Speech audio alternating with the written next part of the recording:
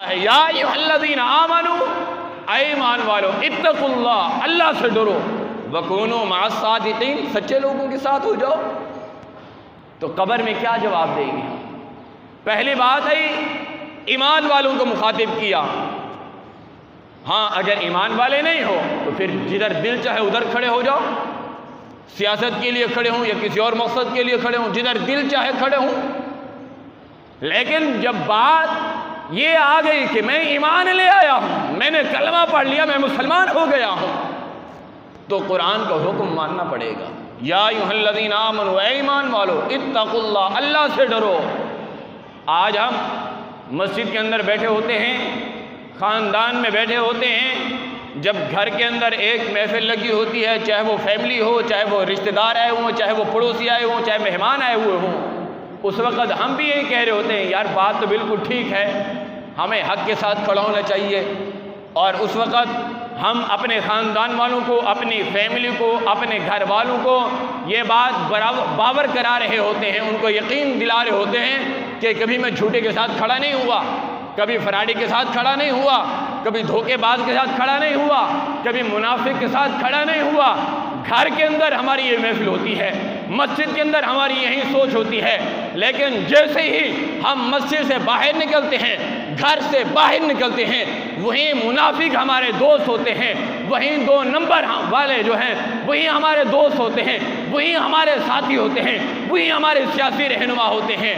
फिर बात जब ओपन होती है, खुल जाती है, आपको क्या पता है, बहुत सारे ऐसे मफाद होते हैं जो हमें इनसे हासिल करने होते हैं। अपना मफाद हासिल करने के लिए मैंने ये काम किया था, तो आखिर ये आपका मफाद, आपके काम कब तक आएगा? आपने सच को छोड़ दिया, झूठ के साथ खड़े हो गए। किस झूठ के साथ? कुरान मुक़द्दस ने ऐलान किया है, अला खबरदार, लानतुल्लाहि अलल काज़िबीन, जो झूठ बोलने वाले हैं अल्लाह की उन पर लानत है। पहले जुमला इस्तेमाल किया गया है अला खबरदार।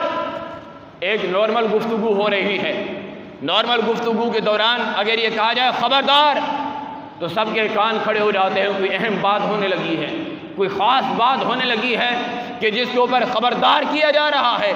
जब तवज्जो हुई तो फिर ऐलान किया गया, लानतुल्लाहि अलल काज़िबीन, जो झूठे हैं उन पर अल्लाह की लानत है।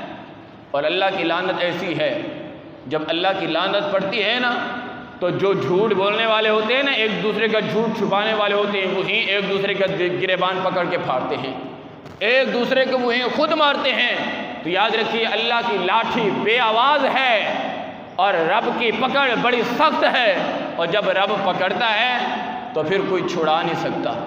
रब की बारगाह में तौबा करनी चाहिए, इस्तिग़फ़ार करना चाहिए, रब से माफ़ी मांगनी चाहिए, और हमेशा अपने रब के हुज़ूर ये दुआ करनी चाहिए कि अल्लाह हमें सच्चे लोगों के साथ खड़ा होने की तौफ़ीक़ अता फ़रमाए, अल्लाह हमें सच के साथ रहने की तौफ़ीक़ अता फ़रमाए।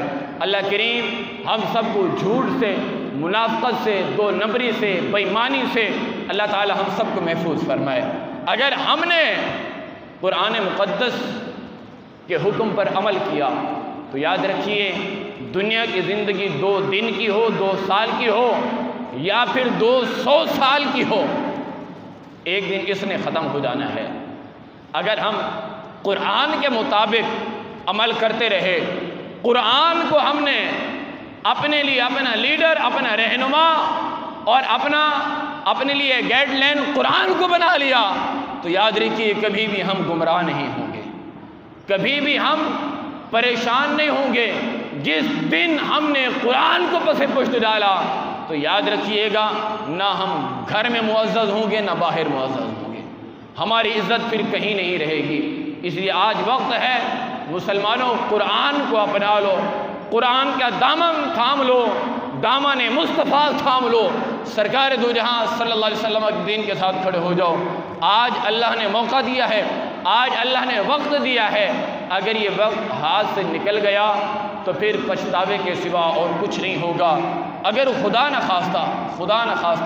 खास्ता हमारी रूह झूठों का साथ देते हुए निकल गई, फरेबकारों का साथ देते हुए, अच्छा वो झूठे जिनके झूठ को हम मानते भी हैं, जिनके झूठ को हम जानते भी हैं, फिर भी उनके साथ खड़े हैं, अगर खुदा न खास्ता उन्हीं के इसी साथ देते हुए मौत आ गई, कब्र में चले गए, तो फिर हुजूर को क्या मुंह दिखाएंगे?